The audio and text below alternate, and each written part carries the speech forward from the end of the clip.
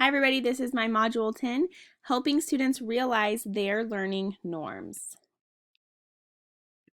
So the first one I'm going to start with is relationships. So the picture that I included here talks about getting relationships with teachers to the parent, parent and student, student and teacher relationships, and kind of how all of those relationships work together to build a connection. So when we talk about relationships, do the teachers know their students? Do they know their interests and their talents? Is their learning going to apply to their interests and talents? Is the teacher going to be able to connect me with other people that share similar interests and talents? Or is there another mentor? Is there another person in this building that the teacher, can set the student up with in order to build those relationships or to foster a good learning environment? So why are relationships important? I put in here that relationships are meaningful and they create connections between students and teachers. They are also the best form of classroom management. There was a TED Talk one time that said kids don't learn from people they don't like. And while that might be true, kids need those meaningful relationships. They need to know that you care about me, because if a child doesn't feel safe and loved in your classroom, you're not going to get anything out of them. And so believing, I guess, that every kid could learn the first step would be starting to build that relationship with them. The next one would be relevance. So is my learning relevant to my interests? Or is my learning just hoop learning? I have to jump through this, and then this, and then this. And then is this work going to contribute to my community and life, or is it just random things that I can't really find a place to apply it to? Time. A couple of questions that I ask here is, does my learning happen on my pace? Do I have to keep up with my peers? And is my learning sequential? So do I get to learn my own things my own way, at my own pace? Or am I forced to keep up and keep on this timeline with my peers? And then if my learning has to be sequential, is that really the best form of learning for me? Because some kids don't learn in a sequential order. Some kids want to be able to learn their own way and to be able to learn their own style. So when we talk about play, play really is the most important form of learning. They get a chance to explore what they're learning. They get to make mistakes and they get to make guesses about what they think will happen. And if they don't feel like they have this chance to play and learn, then there's pressure for them to perform. Like, you need to be able to master this skill by Friday. And maybe it's only Thursday, and they don't get time to play and to really get that deep knowledge and the deep understanding. Practice. So this kind of goes along with play. So when we learn, do we learn and move on to something brand new, or do we get to practice with that skill and a chance to engage in the deep practice of the new thinking skills? Choice.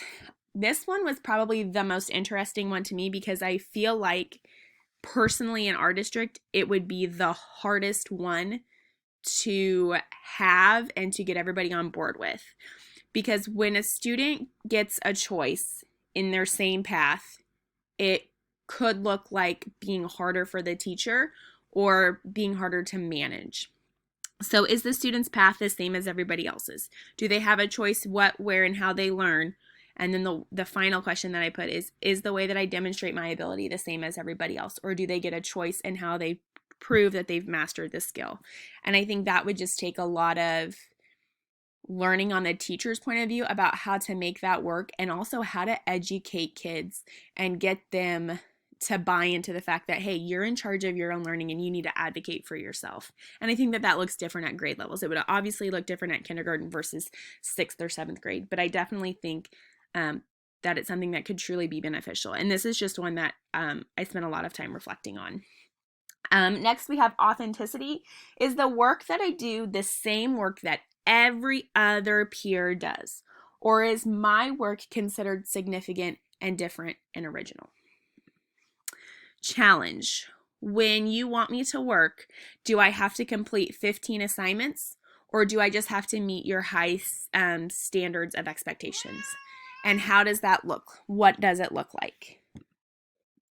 Application. When do I get to apply my learning?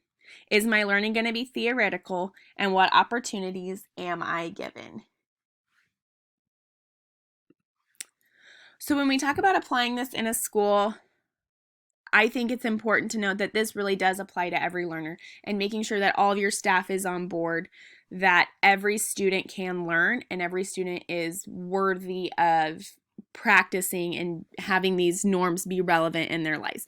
And when I say staff, I don't mean just teachers. I mean getting your paras and your teacher's aide and even your custodians on board with that, because you never know who a student is going to create a meaningful relationship with. And so getting them on board and say, hey, what are you learning about today? How are you going to show your teacher that? Or what did you get to do today in science? You never know who could be asking those kids those questions and kind of fostering that love for learning. Again, I put in here that we have to connect with them. And then another thing is we need to set our school expectations on these norms. So when we're talking about writing mission and vision statements, maybe some of these norms are written in there.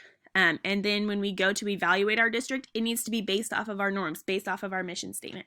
So I went ahead and threw in here my district's mission statement for the district, and then as well for the elementary school that I work in. So when we talk about our standard correlation, I put that this assignment is correlated to the standard NS 2.1 because in order to have transparency with our students about our learning goals and objectives from them, we need them to know where we are coming from. Students need to be included in their learning process so they can learn to advocate for themselves. Relevant. This assignment is relevant to my current learning because I can begin making sure that all of these norms are well known and practiced inside of my classroom now. I hadn't thought about the importance of having students be a part of their own learning norms until now, and I really want to start implementing that inside my classroom. And then reflection. This assignment will influence the decisions I make as a future school leader by educating me on the norms my school should have and how to get students engaged in their learning norms. It is important that I begin adding these items into my everyday practice so I am well prepared to share and educate others when the time comes for me to be an administrator. Thank you.